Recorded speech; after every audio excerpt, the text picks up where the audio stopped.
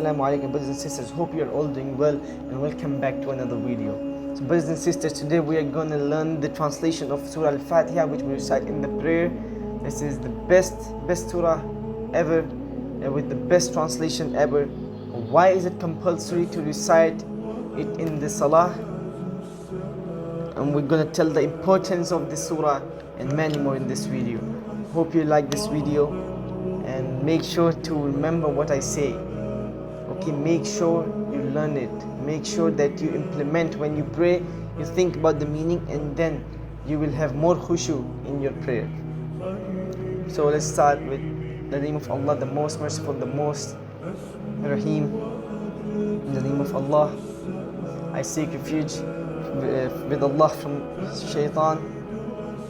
أعوذ بالله من الشيطان الرجيم. بسم الله الرحمن الرحيم. So, Alhamdulillah Rabbil Alameen. What is the meaning of the verse Alhamdulillah Rabbil Alameen? It means praise be to Allah, Lord of the worlds. As we all know, that is nothing is equivalent or comparable to Allah subhanahu wa ta'ala. He is the one and only, the master of the world, the master of the whole universe, and nothing can be compared to Allah subhanahu wa ta'ala or is equivalent to Allah subhanahu wa ta'ala. Okay, so Alhamdulillah Rabbil Alameen, praise to Allah, the Lord of the worlds, the Lord of the worlds, the whole world, the Lord of the universe. Next ayah, Ar-Rahman Ar-Rahim, the beneficent, the merciful. And the Rahman and the Rahim is one of the attributes, is one of the name of Allah subhanahu wa ta'ala.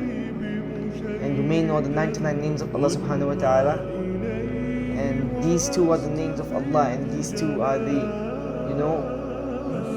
what do we call that? Attributes of Allah subhanahu wa ta'ala. Like He is the most beneficent, the most merciful, the most forgiving. Okay, the third ayah, Maliki Yawmiddin, master of the day of judgment. Those who believe in the last day, those who believe in the day of judgment, those who believe in the hereafter, those who believe that they will die one day and they will wake up by Allah subhanahu wa ta'ala. Those who believe in the Yawm al-Qiyamah, those who believe that there is a life after this life, they must know that the master of the day of judgment is Allah subhanahu wa ta'ala. The master of the day of judgment is the one who is the master of the whole universe, the whole world and everything. He is the master, He is the king of everything. So do remember that master of the day of judgment, Malik Yawmiddin, means that Allah is the master of the Yawm al-Qiyamah. Allah is the master of everything. Everything belongs to Allah, and indeed everything returns to Allah. This is a translation of an ayah, Inna lillahi wa inna ilayhi raji'un. So yes, in the fourth ayah, Iyyaka na'budu wa iyyaka nasta'in. Okay, the alone we worship, the alone we ask for help. Look, brothers and sisters, as shirk is one of the major sins and Allah dislikes the shirk. The difference between other religions and the one in Islam is the shirk mainly. We cannot partner anyone with Allah because He is the one, the most merciful, the most beneficent, the most rahim, the most kareem. So brothers and sisters, we alone we worship Allah, and we only worship Allah, and we only ask for help from Allah subhanahu wa ta'ala. We cannot ask from help from some wali or someone that, like people in the Asia, in the India, Pakistan and Nepal, people go to the bar and ask to and say that he is a wali and we will ask through him. No, the difference which makes the Islam different from every other religion is that you are connected to Allah directly. There is no one between you. Right now, right here, you ask Allah for forgiveness from genuinely, Allah will forgive you, brothers and sisters.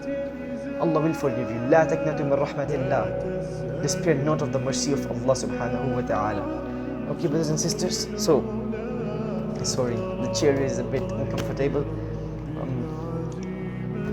Okay, the next ayah, and the alone we ask for help. We can only ask from help from Allah. You want forgiveness, you ask from Allah. You want anything in this world, anything. Even if you want a lace of a shoe, you will ask from Allah. And remember, what makes other religion different from Islam is that you are connected directly to Allah anywhere and anytime. Anywhere and anytime. So if one genuine step towards Islam, Allah will forgive you, brothers and sisters. You ask for forgiveness from Allah subhanahu wa ta'ala, He will forgive you, inshaAllah azza wa jal. The next ayah, صراط الذين أنعمت عليهم. Oh sorry, اهدنا الصراط المستقيم. We ask Allah to show us the straight path. We ask Allah to guide us to the straight path. What is the straight path? Straight path is the path of Islam. The straight path is the path which Holy Prophet sallallahu alaihi wasallam used to do, and we must do what he used to do. Like we must follow sunnahs.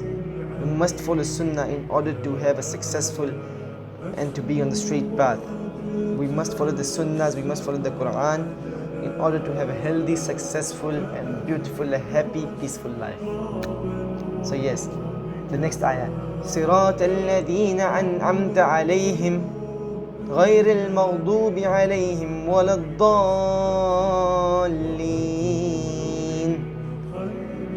And then we say, the path of those whom thou hast favored, not the path of those who earn thine anger, nor of those who go astray. I don't know that if I pronounce the words correctly, but I know the meaning of these words, and because I've written it here on my page. I'm actually Pakistani, so I've written it in Urdu, so I'll tell you in Urdu as well. Then we ask Allah that guide us to the straight path, the path of those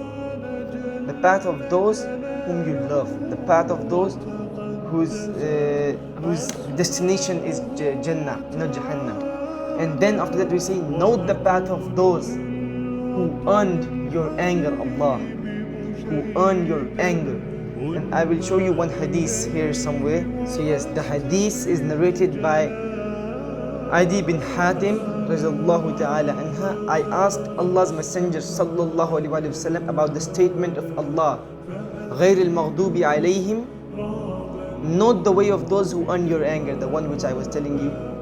He said that I asked Allah's Messenger sallallahu alaihi wasallam about the statement غير المغضوب عليهم غير المغضوب عليهم.